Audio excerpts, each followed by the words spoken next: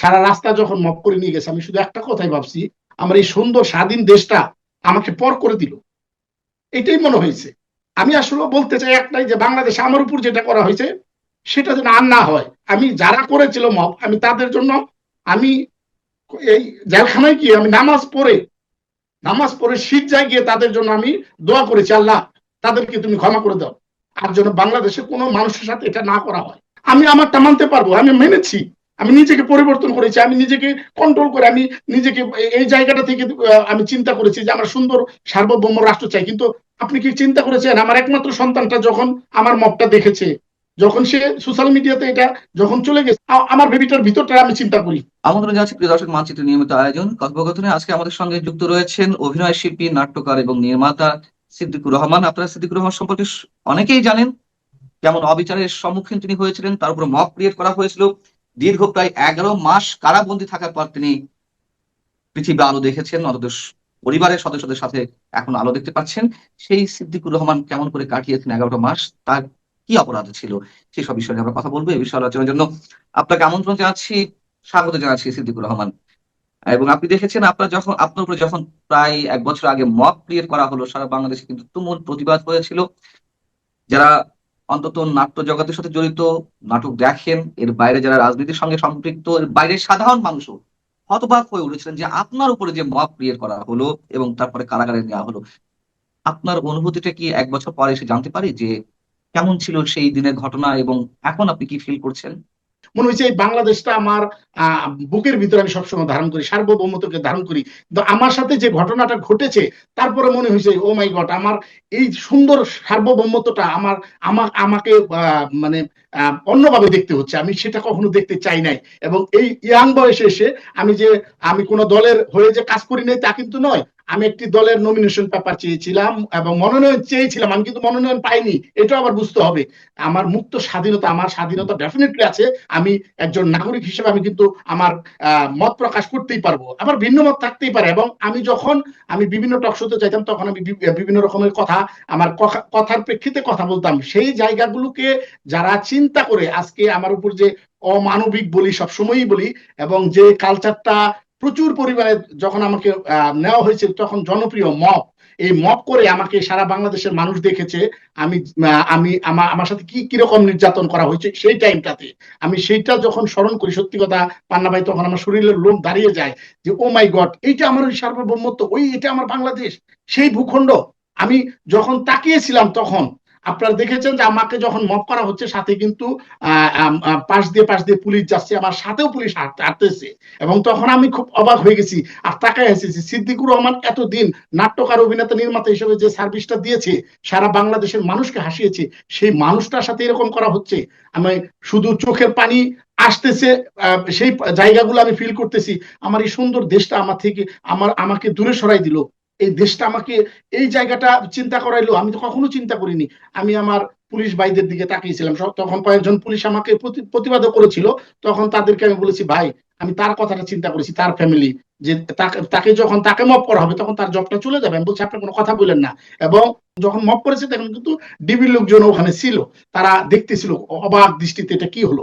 সারা রাস্তা যখন মপ করে নিয়ে গেছে, আমি শুধু একটা কথাই ভাবছি, আমার এই সুন্দর স্বাধীন দেশটা আমাকে পর করে দিল। এটাই মনে হয়েছে। আমি আসলে বলতে চাই একটাই, যে বাংলাদেশে আমার উপর যেটা করা হয়েছে সেটা যেন আর না হয়। আমি যারা করেছিল মব, আমি তাদের জন্য, আমি এই জেলখানায় গিয়ে আমি নামাজ পড়ে শীত গিয়ে তাদের জন্য আমি দোয়া করেছি, আল্লাহ তাদেরকে তুমি ক্ষমা করে দাও, আর যেন বাংলাদেশে কোনো মানুষের সাথে এটা না করা হয়। আমি সবসময় চাই আমার সুন্দর সার্বভৌমত্বের এই দেশটাকে বুকের ভিতরে প্রত্যেকটা মানুষ ধারণ করবে। আমি সিদ্দিকুর রহমান ধারণ করি। আমার মত প্রকাশের অধিকার যদি না থাকে, তাহলে এই দেশে আমরা কেন আছি ভাই? দিন শেষে তো এই দেশে ভালো সার্ভিস দিছি, অস্বীকার করার কিচ্ছু নাই। আমি আপনার এই অনুষ্ঠানের মাধ্যমে আমি কথা দিতে চাই যে আগামী 5 বছর না 10 বছর আমি জেলে থাকতে চাই, তাও আমার সন্তানের জন্য এই দেশটা তৈরি করেন আপনারা, করা উচিত। কারণ সেটা যদি হয়, একটি সিদ্দিকুর রহমান 5 বছর নয় 10 বছর জেল খাটলেও সেটা এগ্রি। জি। আপনি যখন কারাগারে বন্দী ছিলেন, দিনের পর দিন কাটছে, আপনার কোন জিনিসটা আপনার অনুভূতিকে সবচেয়ে বেশি নাড়া দিয়েছে? এই যে মাসের পর মাস আপনি অন্ধ প্রকোষ্ঠে ছিলেন, আপনার সন্তান, আপনার স্ত্রী, আপনার আপনজন, আপনি পৃথিবীর আলো থেকে বিচ্ছিন্ন, আহ কোন বিষয়টা আপনাকে নাড়া দিচ্ছিল ওই সময়? আপনার ভাবনাগুলো কিভাবে কাজ করেছে? আমার আসলে বেশি কাজ করেছে যে বিষয়টা, সেটা হলো যে আমি সিদ্দিকুর রহমান জেলে গিয়েছি। আমি আমি অপরাধী না অপরাধ করে ঢুকেছি না নিরপরাধ ভাবে ঢুকেছি সেটা আমি জানি।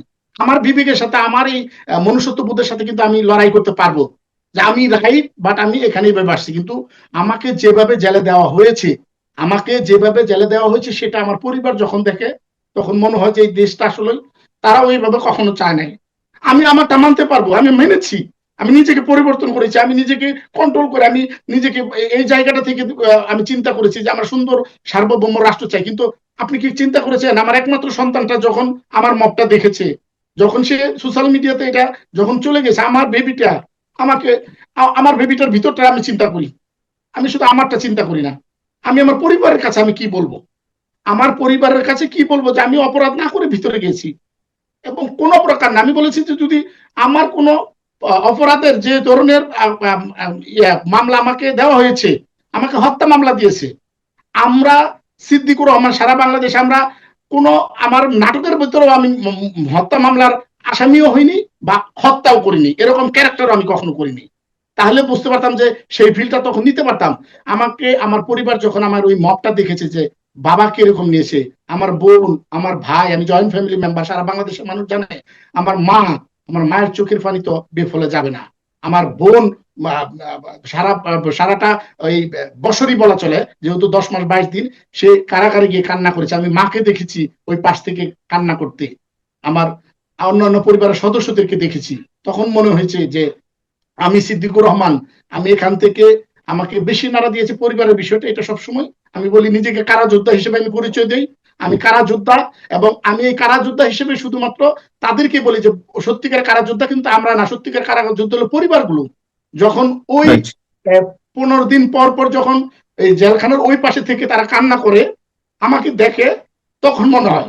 বাট আমি তখনও দোয়া করেছি, আল্লাহ তুমি আমার এখান থেকে এমন ভাবে নিয়ে যাও, আমি এই দেশের মতো হতে পারবো কিনা জানি না, তবে মহান আল্লাহ তাআলার মতো আমাকে, মানে ওনার রহমতটা আমার ভিতরে দিয়ে দাও। আমি সেই জায়গা থেকে জেলখানায় সবাই জানে যে আমি প্রথমে কোরআন ধরার চেষ্টা করলাম, কোরআন ধরলাম, তারপরে 5 ওয়াক্ত নামাজ, তাহাজ্জুদের নামাজ, অন্যান্য সমস্ত নামাজগুলো দিয়ে, এবং মুসলিমের যে জায়গাগুলো সেগুলো মেনটেন করলাম, আর স্বয়ং আল্লাহর কাছে চাইলাম। আমি একটা কথা বললাম, আল্লাহ তুমি একমাত্র আমি চাওয়ার মালিক, আমি তোমার কাছে চাবো, আর কারো কাছে যাবো না। এবং সেই জায়গা থেকে আমি আমি মনে করি যে আমি সাকসেস, বিকজ আমার মা শুধু এই পাশ থেকে একটা কথাই বলতে, দেখা করতে গেলে, বাবা তুমি যদি কোরআনটা নিয়ে বেরো আমার কোনো দুঃখ থাকবে না, আমার চোখের পানিগুলো থাকবে না।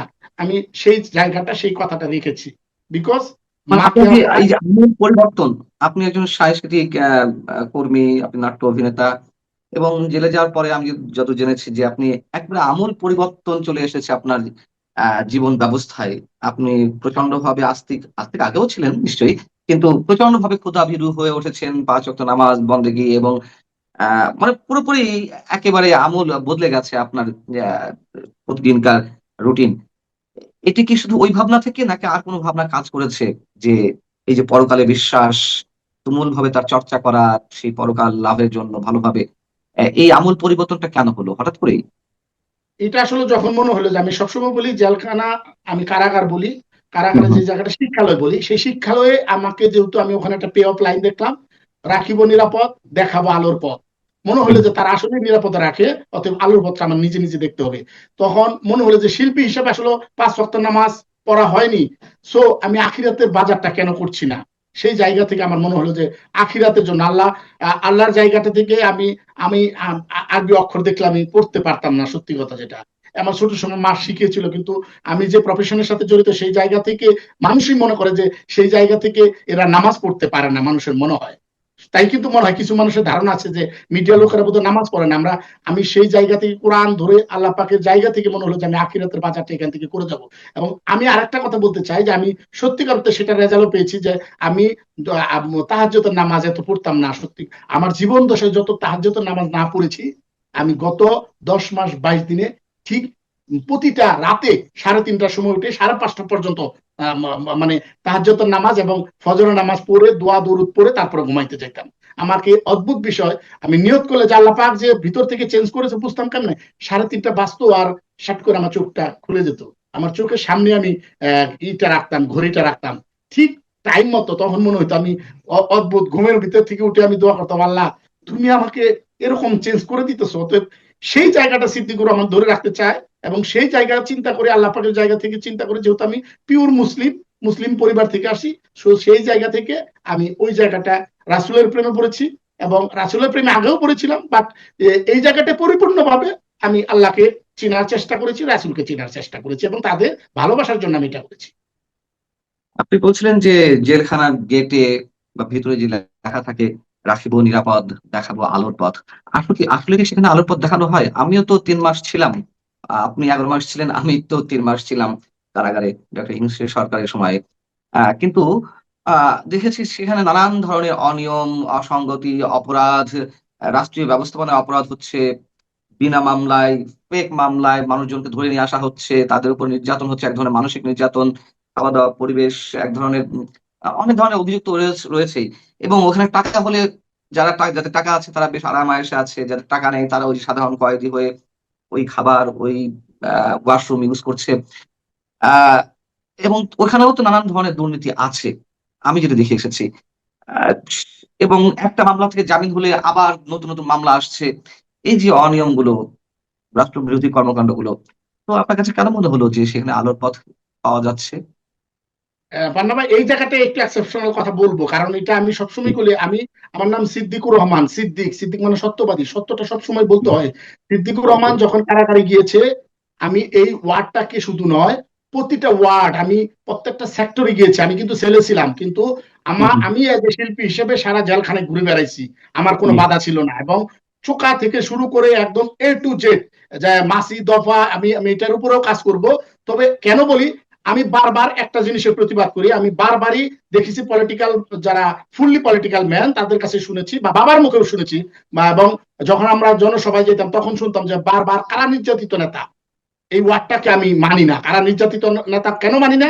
বিকজ আমি যখন গিয়েছি, আপনি যে প্রশ্নটা করেছেন যে ওই জায়গায় তো অনেক কিছু হয়। এখন আসেন, এই যে PW যে বিষয়টা আসে, একের পর এক মামলা, সেটা কিন্তু ওনারা করে না, করে এটা আইন বিভাগ। আইন বিভাগ কোর্ট করে, করে ওই লোকে থানা। এখন আসেন জেলখানা, রাখিব নিরাপদ, দেখাবো আলোর পথ, তারা তেমন কিছু করে না। তারা লাইফটাকে সুশৃঙ্খল একটা লাইফ দেয়। আপনি ভালো করে জানেন পান্না ভাই, আপনি দেখেছেন যে টাইমলি খাবার যায়, সেবকরা ডেকে ডেকে এই ভাত, গরম ভাত দেয়। তারপরে যেটা হয়েছে, তারপরে ওখানে দেখা যায় টাইমলি ঘুমাইতে হয়, একদম টাইমলি উঠতে হয়, না হলে পরে আপনি টাইমটাকে মিস করবেন। উনাদের জায়গায় একটা রুটিন লাইফ, কিন্তু কিন্তু আপনি যদি বলছেন যেটি জেলখানা কর্তৃপক্ষ মামলা দেয় না, অবশ্যই জেলখানা কর্তৃপক্ষ মামলা দেয় না, কিন্তু আপনার জামিন হওয়ার সঙ্গে সঙ্গে যেটি জেলখানা কর্তৃপক্ষের কাজ নয়, যে বিভিন্ন গোয়েন্দা সংস্থার কাছে ফোন দিচ্ছে, বিভিন্ন থানায় ফোন দিচ্ছে যে সিদ্দিকুর রহমানের জামিন হয়েছে, আর কোনো মামলা আসবে কিনা, এটা জেলখানা কর্তৃপক্ষের কাজ নয়। এবং জেলখানা কর্তৃপক্ষের কাজ হচ্ছে জামিন অর্ডার যাওয়ার সঙ্গে সঙ্গে তাকে ফ্রি করে দিতে হবে। 1 সেকেন্ডও আটকে রাখার, শুধু ফর্মালিটিস যেগুলো আছে সেই প্রক্রিয়াগুলো ছাড়া 1 সেকেন্ডের জন্য কারোর অধিকার নেই আটকে রাখার। যেহেতু মহামান্য আদালত জামিন দিচ্ছে, সেখানে তারা 2 দিন, 4 দিন, 5 দিন রেখে দেয় আর কোনো মামলা আসে কিনা বা কেউ দেয় কিনা। আহ, সেই জায়গাতে আপনি কি বলবেন? তারা তো মামলা দেয় না, কিন্তু তারা এই কাজগুলো কেন করে? সেই জায়গাটা শুধু বলি, তারা কিন্তু এজ এ ব্যাংকের মতো, আপনার টাকা, গচ্ছিত টাকা আপনি রাখবেন, চেক পাওয়া মাত্রই টাকা দিতে বাউন্স তারা, ঠিক আছে? দ্যাট মিনস বেল বন যাওয়া মাত্রই। আমি এটা নিয়ে প্রতিবাদ করেছি ভিতরে, এবং আমি শুধু যেদিন আসি সেদিন নয়, কিন্তু আমি জেলার মহোদয় এবং ওখানকার যে সুপার মহোদয়, আমি তাকেও বলেছি।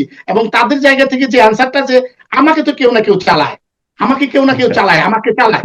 হ্যাঁ, এবং তাদের জায়গা থেকে তাদের একটা রুলস করে দিয়েছে 24 ঘন্টা অবজারভেশনে রাখতে হয়, যেটা লতে আছে কিনা আমি জানি না, কারণ আমি অ্যাকর্ডিং টু ল অনুসারে সেটা করা যায়। 24 ঘন্টা অবজারভেশনের মধ্যেই মামলা প্রিপেয়ার করে ফেলে এবং এখানে পাঠায়। আমি নিজে দেখেছি, যেদিন আমি চলে আসতেছিলাম, আমারটা 24 ঘন্টা অবজারভেশনে রাখবে।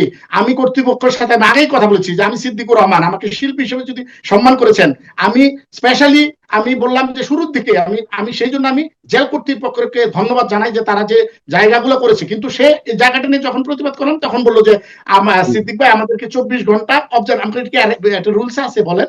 পরে বললো যে রুলস আছে কিনা আমরা এখন, আমি তো আর এখানকার সর্বাধিক না, আমার উপরে একটা সংস্থা আছে, অধিদপ্তর আছে, অধিদপ্তরের উপরে কিন্তু আবার মিনিস্ট্রি আছে, স্বরাষ্ট্র মন্ত্রণালয়, সুরক্ষা এবং কি বলে, সুরক্ষা বিভাগ যেটা। হ্যাঁ, সো তাদেরকে কেউ না কেউ চালায়। আমি আমি আপনার কাছে শেষ প্রশ্নের উত্তরটা জানতে চাই। আপনি কারাগারে বসে 5টি নাটক লিখেছেন, আরো অনেক ধরনের সৃজনশীল পারছি কাজে না, আমি ছিলেন। 15টি নাটক লিখেছি, 3টি আচ্ছা, সিনেমা লিখেছি, আবার নিজের বাহ। জীবনের উপর 322 দিন, এটার উপর আমি গল্প লিখতেছি, এখনো শেষ হয়নি, এটা প্রচুর বড় জায়গা, 322 দিনের গল্প লিখতেছি। প্লাস আরেকটা করব নতুন ভাবে, যখন পান্নাবে আপনি গিয়েছিলেন, গেট থেকে ঢোকার পরে লক আপ খোলা, কোথায় খুলতে হয়, কোথায় এসব পিসিতে টাকা জমা দিতে হয়, কোথায় আপনার গুনতি দিতে হয়, গুনতি জিন্নাত ভাইয়ের কথাটা মতো গুনতি দিয়ে যখন আবার যান, তার আগে সার্চিং করতে হয় পুরো একটা, কি বলে আপনার, এই যে ইমিগ্রেশন পার হইতে হয়, ইমিগ্রেশন পারের পর যে আপনার নর্মাল সিকিউরিটি যেগুলো জি, আছে, যে এই যে প্রক্রিয়াগুলো, আমি এটার উপর টোটালি, আমি স্বরাষ্ট্র মন্ত্রণালয়ের অনুমোদন প্রাপ্ত হয়ে আমি এটার উপর একটা নির্দেশিকাও লিখবো, যেটা হলে যে নতুন করে যারা জেলখানায় যাবে, সিদ্দিকুর রহমানের লেখা সেই নির্দেশিকায় বুঝবে কোথায় কি, কোথায় ওই যে বলেন টাকার কথা, জেলখানাতে আচ্ছা। টাকা দেখিনি আমি, এখন 10 মাস এখন 22 দিনে বইটা কিন্তু কি, টাকা দেখিনি, এখন সিগারেট এই বইটা দেখেছি। যখন, এই বইটা যখন প্রকাশ পাবে, তখন কি মানুষ হ্যাঁ, আগে থেকে প্রস্তুতি নিয়ে, আগে থেকে প্রস্তুতি হ্যাঁ, আগে নিয়ে থেকে আগে থেকে প্রিপার হতে পারবে। করবে? এবং দেখেন আমি কিন্তু অদ্ভুত, এই যে আমি আরেকটা জিনিস দেখাই, দেখেন এই হুম, জিনিসগুলো আমি জেলখানায় ব্যবহার করেছি, সিদ্দিকুর রহমান সমস্ত রেকর্ড সুন্দর করে বাদাই করে রেখে দিয়েছে, এগুলো আমার স্মৃতি, এগুলো আমার অ্যাওয়ার্ড, সিদ্দিকুর রহমানের অ্যাওয়ার্ড এগুলা। আচ্ছা, আচ্ছা। এই অ্যাওয়ার্ড গুলো, হ্যাঁ, জি, জি, জি, এইটা, বুঝতে তারপর পারছি আমি আপনার। এইখানে আমার টোটাল হিস্ট্রি, এই যে আমি টোটাল যে কাজটা, এটা অনুমোদন নাই, গভর্নমেন্টের অ্যাপ্রুভ আছে কিনা জানি না, তারপর আমি এটা, আমি সিদ্দিকুর রহমান স্পেশালি আমি রিকোয়েস্ট করে আমি এটা নিয়ে এসেছি, কেন এনেছি, যে আমি যে জেলখানা থেকে যাচ্ছি, আমার তো একটা অ্যাওয়ার্ড দরকার, আমি 322 দিনের একটা অ্যাওয়ারনেস করলাম, জি, সেই অ্যাওয়ারনেস গুলো আপনার নিয়ে কাছে আসছি। মানে, শেষ আপনার মানে শেষে আপনার পরিকল্পনা জানতে চাই, আপনি এখন কি করতে চাইছেন বা কি করবেন, পরিকল্পনা সর্বোপরি কি? কথা হচ্ছে যে আমি, আমি আগেই বলেছি, আল্লাহর কাছে আমি সবসময় ক্ষমা চাই, যে আল্লাহ যদি আমি ভুল ত্রুটি করে থাকি, সেগুলোর জন্য তুমি আমাকে ক্ষমা করে আমাকে 10 মাস 22 দিন পরে বের হয়েছো, আমি তার মানে আমি হুম, এখনো রিলিজ না, বিকজ আমার মামলা জাস্ট হলেও জামিনে বের হয়েছি, এগুলো হুম, বিচারের হুম, দিন আছে, যদি আমি অন্যায় করে থাকি তাহলে তুমি আমাকে শাস্তি দাও, হ্যাঁ, আমি শাস্তি মাথা পেতে নেবো, আর অন্যায় না করলে তো আমি রিলিজ পাবো অবশ্যই। এবং সেই জায়গা থেকে শুধু বলি যে বাংলাদেশের জায়গা থেকে আমি একটা চিন্তা করতেছি, যারা কারা যোদ্ধা, যারা কারাবরণ করেছে, শুধুমাত্র যে পলিটিশিয়ান শুধু তাই নয়, সাধারণ অনেক মানুষকে দেখেছি যারা নর্মাল, ওই যে একটু আগে আপনি ওয়ার্ডটি ইউজ করছেন, আমি হুম, দেখেছি, হুম, একটা পার্সেন্টেজ করতে চাই না, অনেক পার্সেন্টেজ আছে যারা নির্দোষ, যারা ওখানে ওই দেওয়ালের ভিতরে বন্দী, আমি তাদের জন্য কিছু করতে চাই, আমি তাদের জন্য করব, সেই জন্য আমি কারা যোদ্ধা যে শব্দটা, সিদ্দিকুর রহমান নাট্যকার, অভিনেতা, নির্মাতা, এটার সাথে এখন থেকে লিখবে কারা যোদ্ধা সিদ্দিকুর রহমান। কেন লিখবে? একটা মাত্র কারণেই, কারণ আমি অ্যাওয়ার্ড নিয়ে আসছি সেখান থেকে, এবং অ্যাওয়ার্ডের জন্য আমি সেখানে ছিলাম 10 মাস 22 দিন। পান্না ভাই, আপনিও সেখানে নিয়ে আসছেন, আমি জানি। আপনি যখন 28শে আগস্ট যখন আপনি গ্রেপ্তার হন, হ্যাঁ, আমার স্পষ্ট মনে আছে পান্না ভাই, আমি সেইখানে শুধুমাত্র আপনি জানেন যে পত্রিকা পাওয়া যায় কত কষ্টে, সেই জায়গা থেকে জি, যখন দেখেছি আপনাদেরটা, পরের দিন আমরা আমরা আবার সবচেয়ে মজার বিষয়, কারাগারে কেমনে যেন বাংলাদেশে কি হুম, হুম, ঘটতেছে সেটা আমার মনে হচ্ছে বাংলাদেশের মানুষের কাছে, সাধারণ মানুষের কাছে পৌঁছানোর আগে বন্দীদের কাছে আগে পৌঁছায় কেমনে যেন। আর আমি সবসময় বলি, আমি যেখানে ছিলাম সেই জায়গা থেকে আমি কষ্ট পেয়েছি, যে আপনারা 71 মঞ্চে ছিলেন, সেখান থেকে আপনাদেরকে গ্রেপ্তার করা হয়েছে, কোনো কথা শোনা হয়নি, আমি মনে মনে বলেছি যে সিদ্দিকুর রহমানকে মব করে শেষ হয়নি, ভালো ভালো মানুষগুলোকে মব করা হচ্ছে, আমি চাই মব গুলা বন্ধ হোক, হওয়া উচিত সারা বাংলাদেশে, এবং যারা নির্দোষ ভাবে কারাগারে বন্দী আছে, আমি শিরজায় গিয়ে তাদের জন্য দোয়া করি, আল্লাহ তুমি তাদেরকে মুক্ত করো। সেটা শুধুমাত্র পলিটিশিয়ান তা না, সাধারণ পাবলিক, আমি সেই জায়গা থেকে সাধারণ মানুষের জন্য কিছু করবো, আমি যেহেতু জেলখানে গেছি, সিদ্দিকুর রহমান জি, অনেক কিছু নিয়ে আসছে, আমি তাদের জন্য করার জন্য কারা যোদ্ধাটা করব। এবং আমি যে জাকাত দিতাম, এটা একটু বলতে চাই, আমি সেই জাকাতের টাকাটা এখন আমি আমার যারা, আমি যেহেতু আল্লাহর পথের দিকে ধাবিত হয়েছি, সো ওই জায়গা থেকে আমি বড় বড় হুজুরের কাছে শুনবো যে সেই জাকাতটা যদি আমি দরিদ্র একটা মানুষকে না দিয়ে বিপদগ্রস্ত হুম, একটা মানুষকে আমি মুক্ত করে জি। নিয়ে আসি, সেটা যদি হয়, আগামী জাকাত থেকে সিদ্দিকুর রহমানের সমস্ত টাকা যাবে ওই নির্দোষ মানুষগুলোকে মুক্ত করার জন্য, এবং সুন্দর সার্বভৌমত্ব তারা যেন বসবাস করতে পারে, সেটাও বাদ দেবে। অসাধারণ, অসাধারণ চিন্তা, আপনাকে স্যালুট, আপনাকে স্যালুট সিদ্দিকুর রহমান, আপনি যেভাবে ফিল করছেন নিরাপরাধ মানুষগুলোর জন্য কিছু একটা করতে হবে, এই ভাবনায় আমাদের নেই। আহ আপনি অনেক অনেক ভালো থাকুন, আপনার জন্য শুভকামনা। দর্শক, আপনারাও ভালো থাকুন। আল্লাহ হাফেজ।